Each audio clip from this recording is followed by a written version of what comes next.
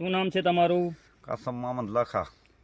હવે કાસમભાઈ, જે પવનચક્કીનું બાંધકામ થઈ રહ્યું છે એના વિશે શું કહેશો?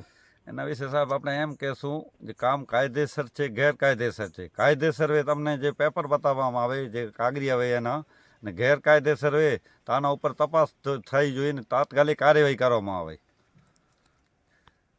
બાજુમાં આવેલ રખાલ અભયારણ્યને આ બાંધકામથી શું નુકસાન થઈ શકે છે? અહીંયા સાહેબ આમાં નુકસાન એમ થાય રે, રખાલ છે 15 મીટર છે દૂર, જે પવનચક્કીનું બાંધકામ થાય રહ્યો ત્યાં 15 મીટર દૂર છે, બરોબર.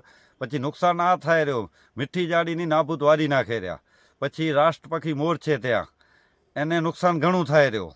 આના ઉપર કોઈ કાર્યવાહી કરવામાં નથી આવતી.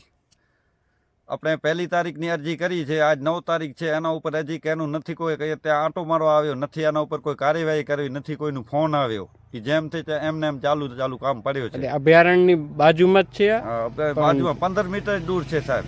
એ ઝાડી જે કાપી છે આ લોકોએ, એના બદલે બીજી ઝાડી ક્યાં વાવી છે? નથી વાવી સાહેબ. એ ઝાડી કાઢી નાખી તે બીજી ઝાડી જ નથી વાવી. મીઠી ઝાડી ખેર જે છે, ખેર ઝાડ થતો નથી ને છે કાઢી નાખી રહ્યા. એક તો થતો નથી, બીજા કાઢી નાખી રહ્યા ઝાડ.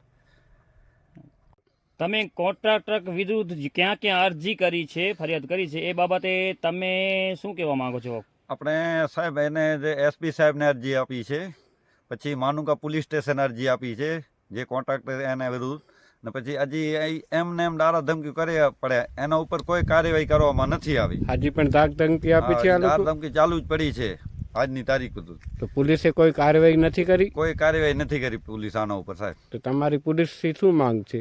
અમારી પોલીસથી માંગ છે જે કાલે મારા ઉપર કાંઈ પણ હુમલો થાય તો જવાબદારી પોલીસની રહેશે. કંયા પણ મારા ઉપર કાલે હુમલો ક્યાં પણ કરશે, મારા પરિવાર ઉપર ક્યાં ઉપર હુમલો કરશે, જવાબદારી પોલીસની ને એસપી સાહેબની રહેશે.